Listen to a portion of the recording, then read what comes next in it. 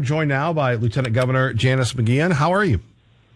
Good morning, Kevin. How are you doing? I'm doing fine, thank you. Well, it was just kind of odd. Yesterday I was thinking it's been a while since we've had you on, and there's a lot to talk about: the state of the state party, the school systems, and everything else. But you, Tea Party Bob, and a few others had a big day in Nampa yesterday. I don't think we've really had a lot of coverage. Could you tell us what happened? Oh, sure, absolutely. This was a seminar. It was called the Idaho Victims of Pandemic Policy and Law. It was sponsored by a number of Idahoans, and all day long they had speakers that were telling their stories. It was amazing how many people they had present yesterday. So I was there most of the day. I think it wrapped up finally around 7 o'clock, but we heard a lot of stories from people, not just people from Idaho, but there were people that came from across the country as well, hearing their stories about, what happened after they took the COVID shot. We heard from the pilot who was kind of made national news, who suffered a heart attack on the tarmac. We heard from we heard from a law enforcement person from Colorado and heard his story. There was a woman, I spoke to her personally.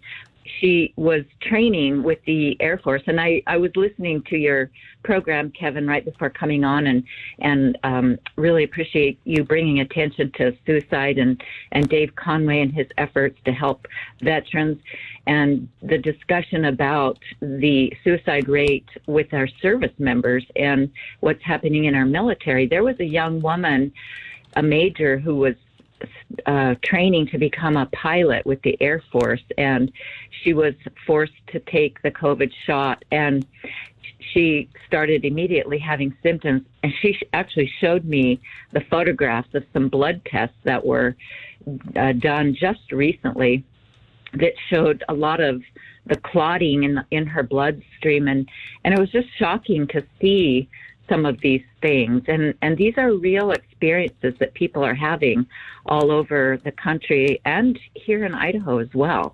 And so I think it's just really important for us to continue to talk about these things. There was a picture that I posted on social media. There was an insert, a pediatrician who pulled out the insert of, first she showed us the insert of the meningitis vaccine, how both sides of the paper, it talks about the risks and the benefits of the medication.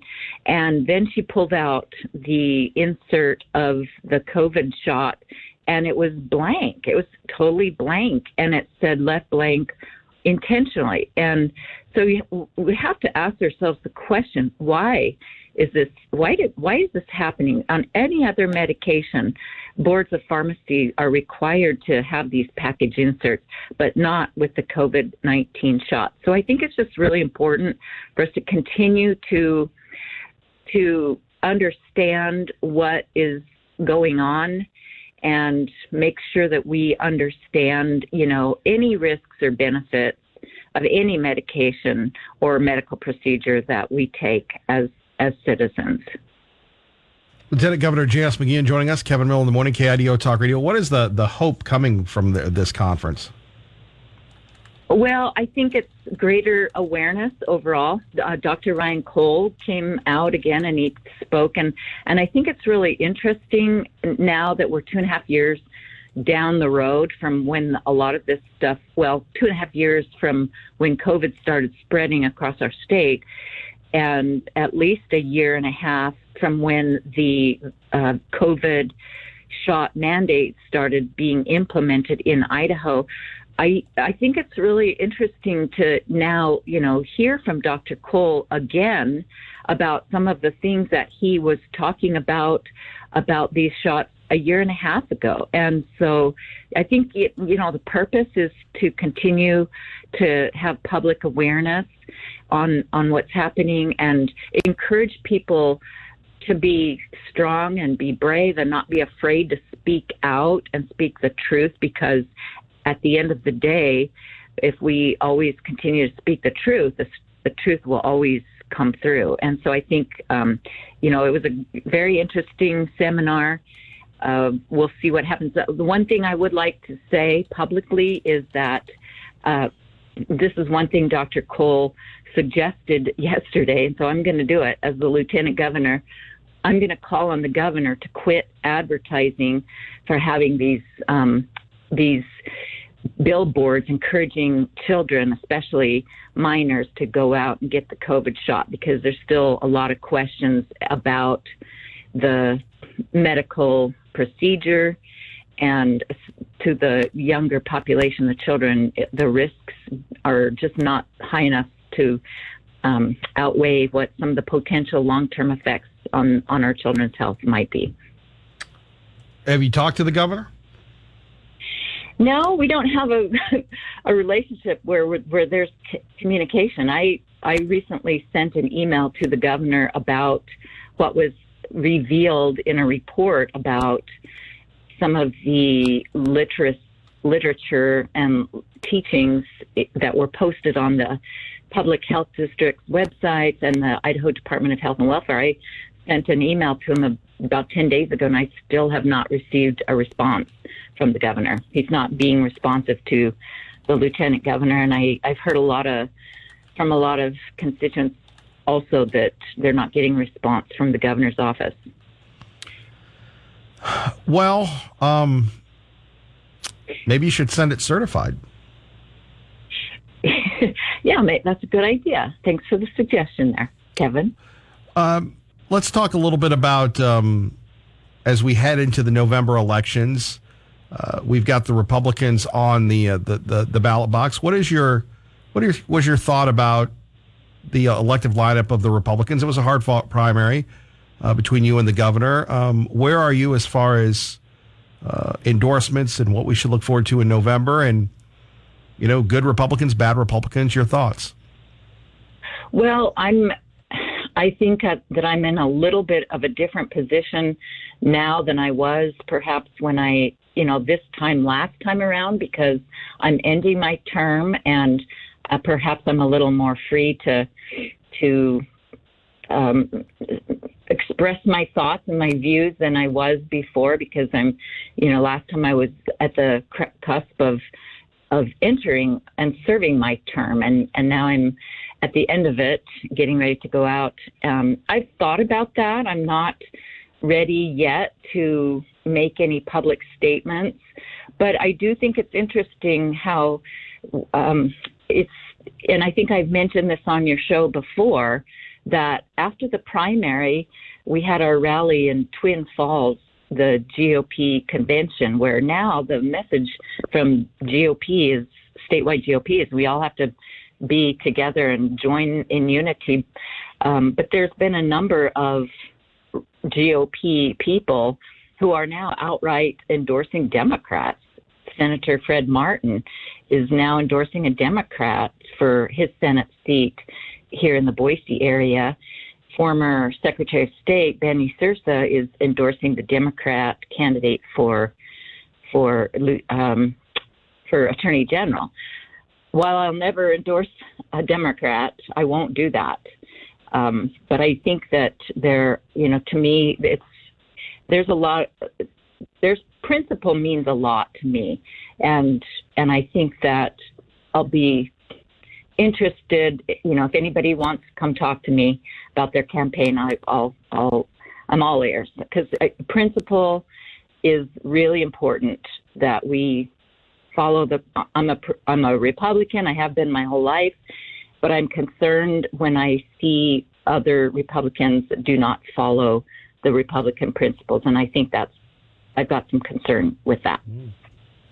Well, what do you think happens when everybody says that some Republicans that voted for you and others could possibly vote for somebody else besides the governor? You think it's their decision, or do you think you vote for the party? And I'm not asking you to make an endorsement, but we're speaking philosophically. Well, I think that's up to every individual to really know who the candidates are and who they're voting for.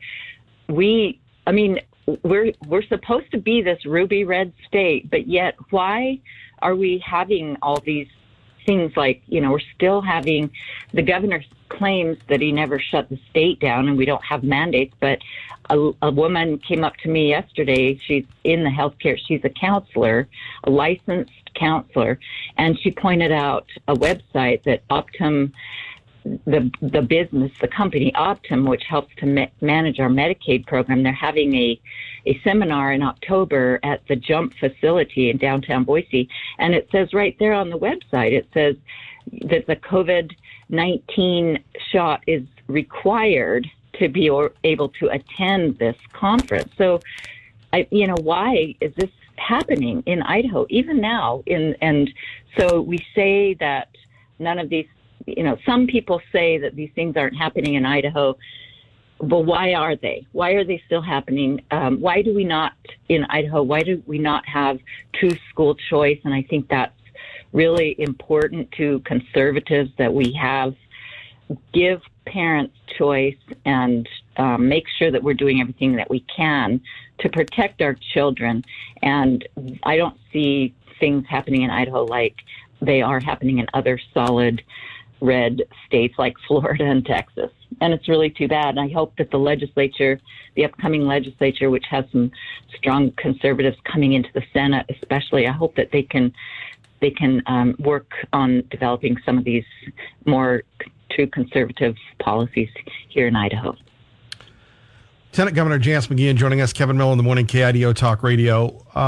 You take a look at the future of the Republican Party. What have you learned, first as a state representative, then successfully running statewide for lieutenant governor, then running for governor, about the relationship between big business and political parties? Many on this program say that the businesses control the Republican Party.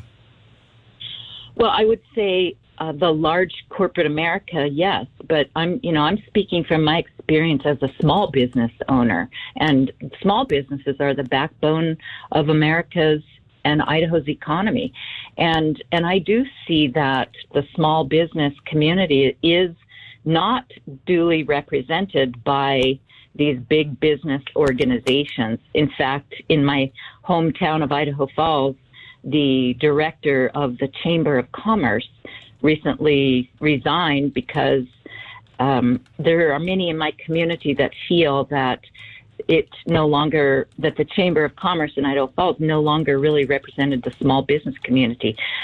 We have these large corporations like Amazon and Facebook, Meta, that Paylocity. They come in, they have these high-paid lobbyists. The high-paid lobbyists came in and implemented Obamacare in Idaho, and they give away all these tax incentives, give away our land, our water, and as small business owners, we have to pick up the slack there. We have a business off of Cole Road in Boise, and when Costco moved in to that area there, I believe that growth should pay for itself, and so localities have these instruments that they use to help offset the growth of the cost of this growth, and impact fees is one of them. So Costco came in and they lobbied, and they were able to get, those impact fees removed from their development. But just right across the street, our small business, when we expanded our warehouse, we had to pay $20,000 in impact fees to the localities. So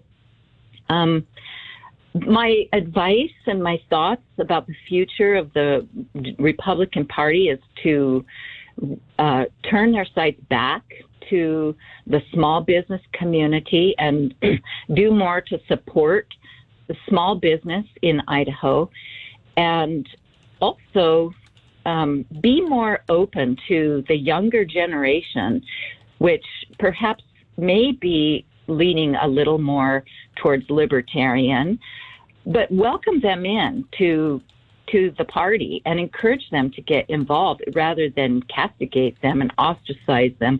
I've seen that happen in several county organizations. They just don't want to acknowledge these younger people that are coming in and recognizing the burden that's being pushed onto them. So they're speaking out. So wrap your arms around them and bring them into the party, because if we don't do that, then these people are going to go to the other party. They may go to the Democrat. Most likely they'll go to the Independent or the Libertarian Party. But I would just as soon have them be a part of the Republican Party and grow that base, because if we don't facilitate that and encourage that and bring those young people up into our party, then eventually the GOP will be lost. Boy, that's and I don't want to see that happen. That's very troubling when you think about it. What do you make of the Sarah Brady situation? The young mother arrested in Meridian a couple years ago. The Federalist just did a story on it. Her case now, several years later, is still being prosecuted by the state. Would you pardon her if you had won the governorship? Yes, I would. And I was listening to that as well. And in fact, I'm going to be interviewing her today for my podcast, the America First Warrior podcast. I do think people need to be held accountable, but, go ahead and put something on there, a trespassing charge or something, but then let it go, because I do think that dragging these things on for so long is not useless. Why? And, that's the problem that I've seen also when people get caught up in the system. That, if you have a really good lawyer to help you navigate through the legal and the court system, it's going to cost you lots and lots of money. If you don't have a lawyer at all, it's going to cost you a lot of money. So, and it's really unfortunate that our citizens are getting caught up in this legal system. Who has an extra $25,000 sitting around? And it's a burden on families. If you want to give her a citation for trespass, then do it. But let's just move on. I don't understand what the drag is in the court, and that's why I'm anxious to hear from her today. Well, you're promoting a podcast. Boy, that's you're getting into the media. Yeah, maybe you'd like to come on to my show sometime, Kevin. I'd be more than happy to. I love asking the questions. I don't know about answering them. And anything else that you'd like to share with us, ma'am? We'll put you on the spot. Okay. I can't wait. Great. I just want to thank you and encourage you for the things that you do, and there's no shortage of ways that we can get involved and help our communities, help our state. I'll be speaking to a civic organization today at noon, and they wanted to hear some positive things about Idaho. And there are a lot of great things about Idaho. The best thing is that we have, some of the best people here in Idaho. And I see a lot of people continuing to be involved in their communities.